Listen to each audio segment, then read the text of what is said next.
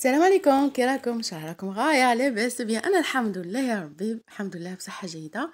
دونك اليوم جبت لكم هذا الخبز الرائع، هذا الخبز بزاف بزاف يجي علامه، ننصحكم تجربوه. انا هذا الخبز عندي مده طويله وانا معتمده عليه، واحد 5 سنين هكا ولا، وجامي بدلته. بزاف ساهل وما يديلكمش كامل الوقت، ننصحكم تجربوه. نبداو بسم الله مع رسول طريقه التحضير. جيبوا سالادي، دير فيه هنايا، شوفوا هنا الكميه كما تبغوا نتوما. كل كاس ديروا عقلوا مليح، ديروها مليح هذه. كل كاس فيه نص مغرف ونص مغرف خماره. تسمى انا درت 3 كيسان ما يكون دافي، نديرو مغرف ونص خماره. اللي بغى يدير كميه صغيره يدير غير كاس. عندي مغرف سكر، وهنايا سواء تبغوا ديروا الفرينه ولا ديروا سميد رقيق ولا ديروا سميد مويا كما تبغوا.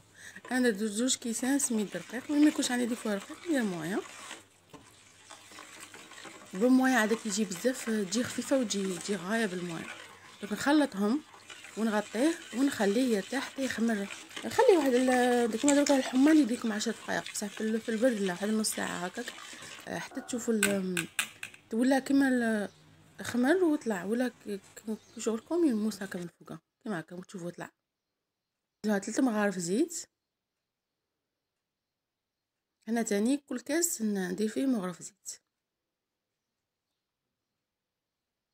ولي جامي ديرته ننصحك ديري كميه صغيره، ديري كاس ما يكون دافي، وديري نص مغرف خماره ونص مغرف سكر ونص كاس سميد رقيق. ديري نص كاس ولا كاس، معليش تقدري ديري كاس ناقص ربع، معليش. هذا السميد مع كيما تبغي نتيا، تبغي الكميه تاع السميد هنا تحكمي فيها نتيا، وتخلطيه وتخليه يخمر. بعد ما يخمر زيديه مغرف زيت، ونبقاو نزيدو الفرينه تدريجيا.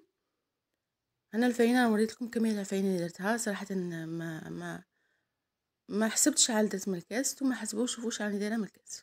وبقاو تضيفوا الفرينه حتى العجينه تاعكم تولي تتلاصق، ماشي بزاف، تتلاصق غير شويه. انا دائما نبغي نلم بالملعقه والملح. ملح درت نص مغرف كبيره ملح. ونبقاو نلمو في العجينه تاعنا حتى نتحصلوا العجينه ما تكونش متلاصق في اليد. انا زدت مغرف هكا خاصها، دونك تشوفوا هي راهي تتلاصق في اليد، ماشي بزاف، ماشي حاجه قليله. مسحت يدي بالزيت واني مسحيه العجينه تاعي كامل بالزيت.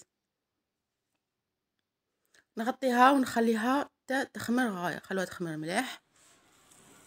وهنا بعد ما خمرت، شوفوا خمرت غايه، طلعت مليح.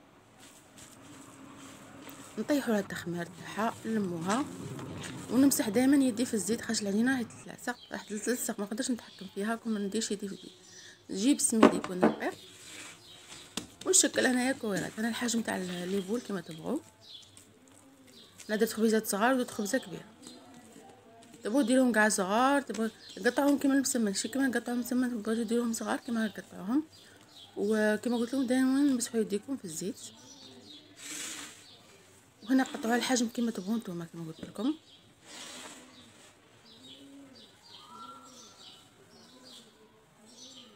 رمضوها ونزيروها كيما هكا، رمضوها مليح في السميد، نرفدوها ونحطوها في البلا اللي غادي نديرو فيه.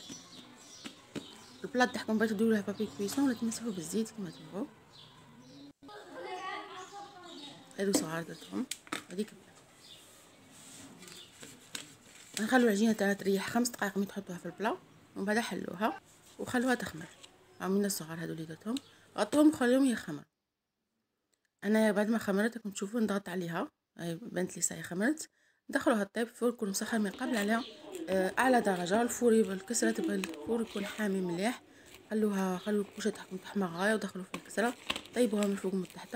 انا الطياب تاع كما تبغوا نتوما تكون طايبه، انا بغي الخبز يكون طايب غايه. وقدموها تجي روعه، خاصه في العيد ما راحش تستغنوا عليها.